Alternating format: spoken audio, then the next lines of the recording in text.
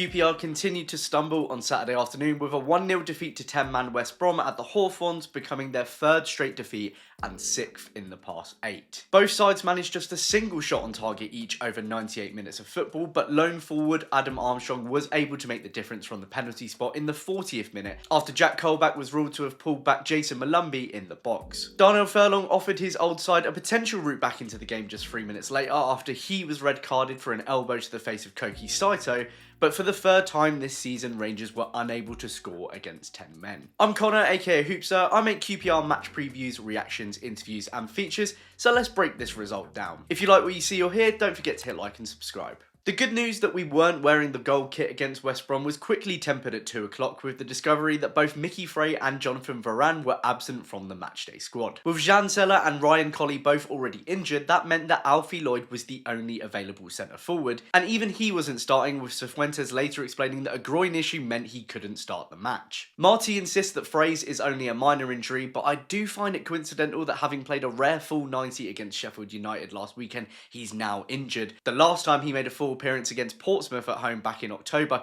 he was then out injured for the next 10 matches. So those striker issues combined meant that Paul Smith returned to the starting lineup as an unlikely striker, while Jonathan Varane's own minor injury, incredibly inconveniently timed given Field is now out for the rest of the season, meant that Kieran Morgan shuffled back into defensive midfield next to Jack Colback, Elias Chair returned to the 10, and Koki Saito was restored as left winger. The bench meanwhile also saw the return of Daniel Benny off the back of his AFC Under-20 Asian Cup win with Australia, a tournament in which he scored twice and featured in all 6 games. Now until the 40th minute, this was a pretty tepid and uneventful affair from both sides. West Brom pressed Rangers high in the opening minutes and restricted our outball, but even they themselves wouldn't produce the match's first real attack of note until the 23rd minute, when Fellows turned Morgan and Saito swiftly in the middle and drove towards goal before picking out Johnston on the left for a dangerous shot over the crossbar. Frustratingly, outside of the penalty goal, this was the home side's only shot of the first half, and for the next 10 to 15 minutes it would be increasingly Rangers,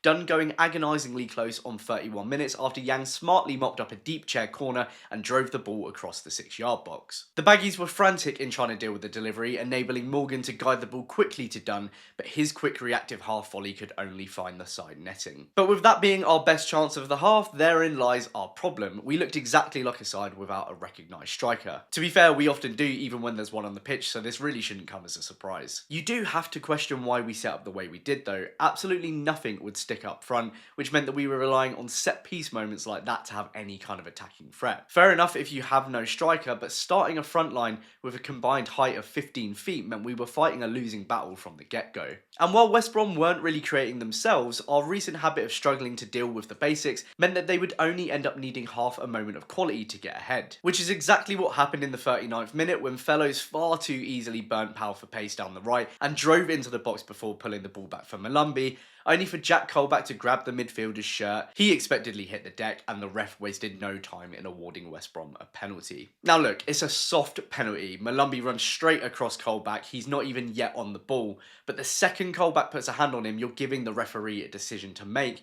And when he sees it's a player with the kind of disciplinary record that he has, it's an even easier one to make. I actually found it hard to even get that angry at Powell or Colback because this is just the kind of thing they often do. Powell stands off his man, he's reactive, and it leads to mistakes.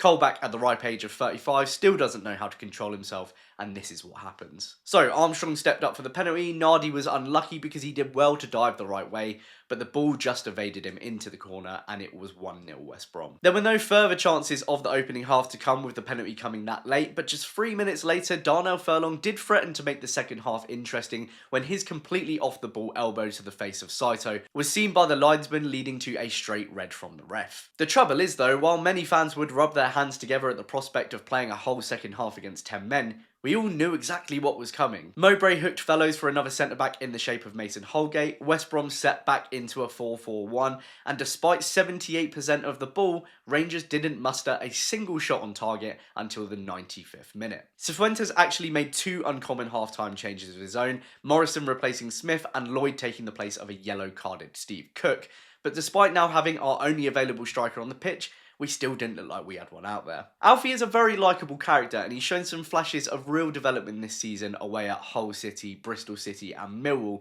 but his recent appearances have really exposed that he's really not that suitable for consistent minutes at this level. His control, or lack of it, leaves so much to be desired. He played much too deep, and for some reason against Pompey, Sheffield United and now West Brom, he just seems more hellbent on fouling players than getting himself into good spaces to receive the ball. In his defence on the last point, he is a player who likes to take the ball out wide, and with Saito, Yang and of course Chair, who loves to drift to the wing anyway, there simply wasn't space for him. Regardless, if Lloyd is to have a long-term future at QPR, this is a player that must go out on loan next season to further develop his trade, and not one we can be relying on to give us the edge against a playoff contender. So, from 78% possession, Rangers managed just 6 shots and only 1 on target. For comparison, we had 18 shots in the second half against 10-man and eventual 9-man Plymouth Argyle last August, and 9 in the last half an hour against 10-man Sunderland back in November. We just looked totally toothless and lacking in creativity, and unsurprisingly, a striker. Ironically, our best chance of the half was our first on 52 minutes when Wildsmith tried to claim Chair's cross,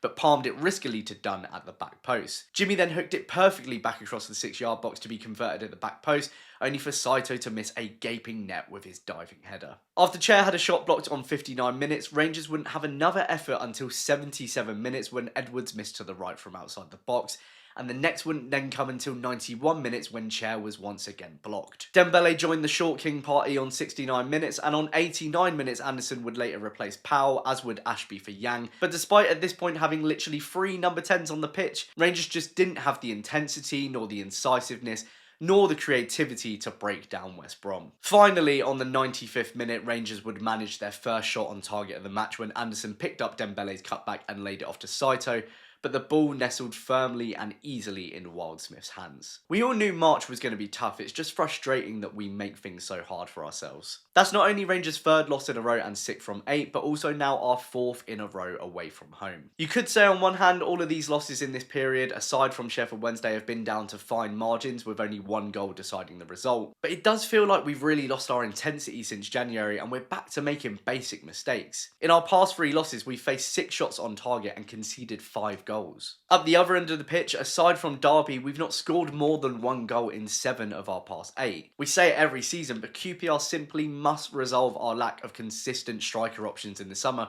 because we still haven't done that this season. I'm fine with QPR finishing mid-table after the past couple of seasons. I had us down to finish 15th for the start. We're now only ahead of that on goal difference.